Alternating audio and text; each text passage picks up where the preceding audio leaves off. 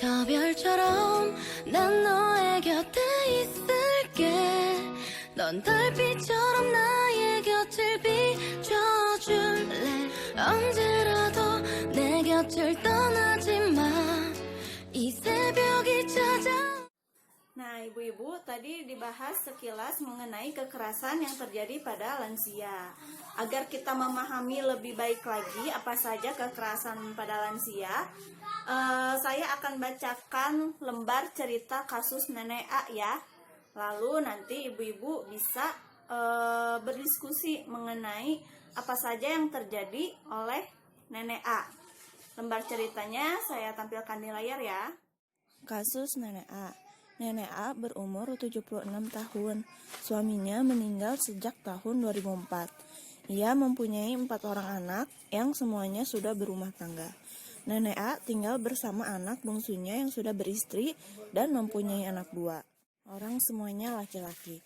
Namun saat ini anak laki-laki nenek tersebut pindah bekerja di luar kota dan pulang ke rumah seminggu sekali. Sehingga di rumah hanya dengan menantu dan kedua cucunya. Serta menantunya sering bersikap tidak sopan terhadap Nenek A, seperti sering membentak, tidak peduli, dan tak pernah beberapa kali tidak menyiapkan makanan. Kegiatan nenek sehari-harinya menjaga ruko miliknya, namun akhir-akhir ini ia sering ditipu oleh pembeli orang yang mengatasnamakan menantunya untuk mengambil barang dagangan jika menantunya sedang tidak ada di rumah. Bahkan terakhir kali si nenek tertipu oleh orang yang mengambil barang dagangan sekitar 3 juta. Memperhatikan kondisi demikian, maka anak-anaknya menyarankan agar si nenek berhenti berjualan. Namun nenek tidak mau karena lumayan menghasilkan. Nenek A sering mengeluh dan mengatakan bahwa anak-anaknya tidak sayang padanya karena sering berselisih paham. Padahal anak-anaknya semua sayang kepada nenek tersebut dengan memenuhi kebutuhan nenek seperti misalnya membelikan baju, membawakan makanan, menemani bercerita meski tidak dapat setiap hari. Kadang-kadang nenek A juga menunjukkan perilaku yang memalukan, misalnya menggunakan baju yang sudah tidak pantas, sementara baju-baju bagus tertumpuk di lemari. Selain itu, ia malas mandi, sehingga kadang-kadang badannya agak bau. Nenek A terkadang keras kepala, sulit diberitahu, dan seringkali membuat kesal menantu dan bahkan anak-anak nenek yang lainnya. Sudah paham ya Bu ya dengan cerita yang barusan? Nah sekarang ibu-ibu saya bagi ibu-ibu menjadi 3 kelompok. Kelompok yang pertama akan mendiskusikan tentang pertanyaan yang pertama. Kelompok kedua mendiskusikan pertanyaan kedua, lalu kelompok terakhir mendiskusikan pertanyaan yang ketiga.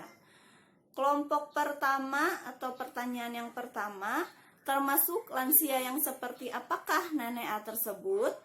Lalu apa ciri-cirinya? Oke, yang kedua, apakah nenek tersebut mengalami kekerasan? Jika iya, kekerasan apa yang dilakukan oleh anak atau keluarganya? Lalu untuk kelompok terakhir atau pertanyaan yang ketiga, apa yang dapat dilakukan oleh anak atau keluarga atau orang terdekat jika menghadapi lansia yang seperti itu? Silakan ibu-ibu berdiskusi dengan kelompoknya untuk menjawab pertanyaan-pertanyaan tadi ya, berdasarkan cerita kasus Nenek A. Saya beri waktu 5 menit, lalu silakan berdiskusi. Sudah ya Bu ya, udah cukup ya waktunya. Oke, untuk kelompok pertama, silakan utarakan pendapat ibu-ibu mengenai pertanyaan yang pertama tadi. Tipe yang seperti apa Nenek A tadi? Oke, betul. Lanjut, pertanyaan yang kedua. Apakah nenek tersebut mengalami kekerasan? Dan kekerasannya berbentuk apa? Nah, coba Bu. Iya, betul sekali. Bisa ya salah satunya seperti itu. Lalu kelompok terakhir. Ayo coba Bu. Apa yang harus kita lakukan sebagai keluarga jika mendapati kasus seperti Nenek A?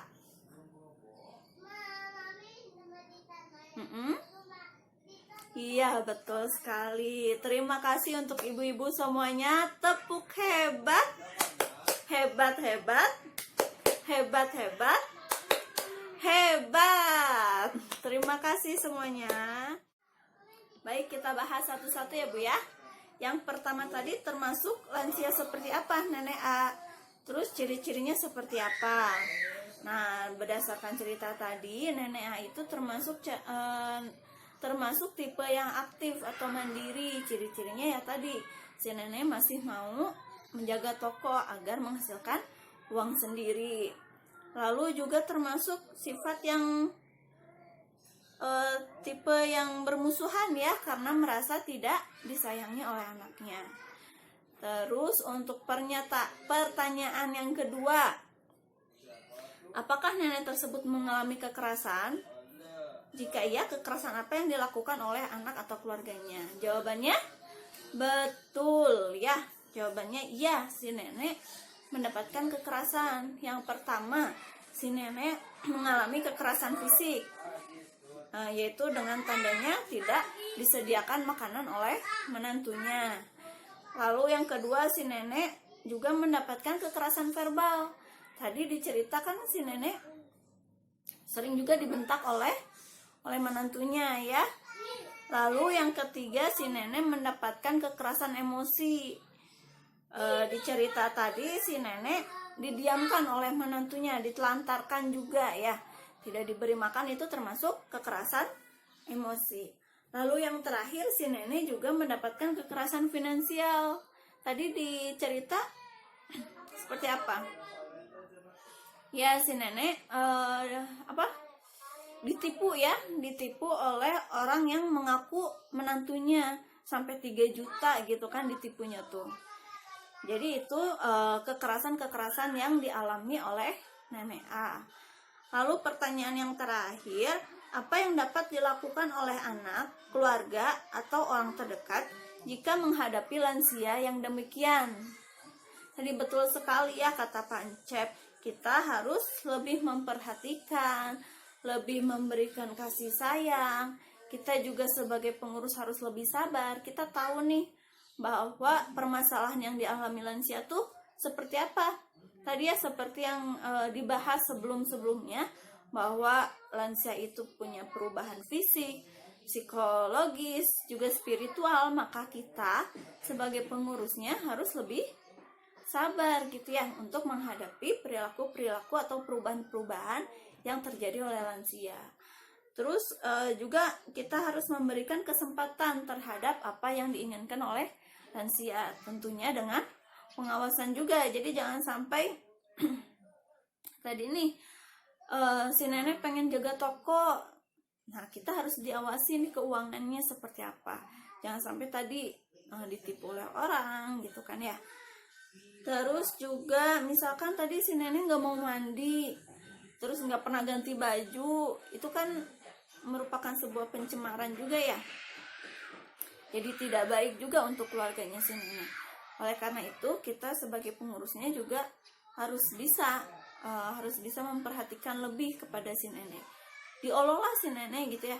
Karena tadi orang tua itu maju ke anak kecil, jadi kembali lagi seperti anak kecil. Makanya perilaku kita itu disesuaikan dengan kebutuhan si nenek. Misalnya tadi si nenek nggak mau mandi, nggak mau ganti baju, ya kita harus bisa lebih merajuknya gitu ya, agar si nenek mau melakukan hal tersebut. Kalau contohnya tadi mandi, ganti baju, dan sebagainya. Nah ibu-ibu, selanjutnya agar kita lebih paham lagi mengenai kekerasan dan penelantaran terhadap lansia, saya tayangkan flip chartnya ya. Yang pertama yaitu kekerasan fisik. Kekerasan fisik itu kekerasan yang dilakukan sehingga menyebabkan rasa sakit, luka, cacat, atau penyakit. Di sini contohnya mendorong, mencubit, memukul, dan juga tidak menyediakan makan dan minum. Sama seperti kasus contoh di kasus nenek A ya, tidak diberi minum. Nah, itu termasuk kekerasan fisik. Lalu yang kedua yaitu kekerasan verbal. Artinya tindakan menggunakan kata-kata yang seringkali menyakitkan lansia. Di sini contohnya menyebutkan nama saja, menghina, mengancam, menakut-nakuti, membentak, marah dengan kata-kata. Atau bisa saja misalkan ibu menakut-nakuti, "Ma upami ma tengah gugu abi, ku abi ditinggalkan di emak." Nah, itu juga termasuk menakut-nakuti ya. Lalu kekerasan yang ketiga yaitu kekerasan emosi, yaitu tindakan atau sikap yang menimbulkan rasa tidak nyaman, bahkan trauma, juga termasuk penelantaran. Di sini contohnya membiarkan lansia sendirian, membatasi bertemu teman, tidak peduli, mendiamkan, dan penelantaran. Tadi di contoh kasus nenek A juga ada ya, mendiamkan dan juga menelantarkan. Nah, lalu yang terakhir yaitu kekerasan secara finansial, yaitu penyalahgunaan harta milik lansia. Contohnya, memanfaatkan uang lansia, menggunakan tanpa izin, tidak memberikan keleluasaan menggunakan uang. Nah, di sini ibu-ibu sebagai anggota PKH, sebagai pengurus lansia, ibu-ibu berhak mendapatkan uang sejumlah 2.400.000 per tahunnya ya, untuk yang dipergunakan untuk kebutuhan lansia. Nah, diharapkan ibu-ibu tidak menyelewengkan uang tersebut. Misalkan baiklah si mama ada mau nyahoun iya dibere duit di pemerintah gitu, bangna orang pakai weh keur meuli HP. Nah, itu juga jangan ya Bu ya. Jadi jangan sampai memanfaatkan uang lansia. Uang yang ibu dapatkan untuk kebutuhan lansia, ibu belikan untuk apa saja yang lansia inginkan, apa yang orang tua ibu inginkan. Misalkan hoyong amung ka mana, ya pergunakan uang itu. Hoyong emam sareng naon, ya pergunakan uang dari PKH gitu ya. Jadi diharapkan ibu-ibu bijak untuk menggunakan dana yang diberikan kepada ibu-ibu sebagai peserta PKH lansia. Sudah jelas ya ibu-ibu ya? Ada yang mau ditanyakan?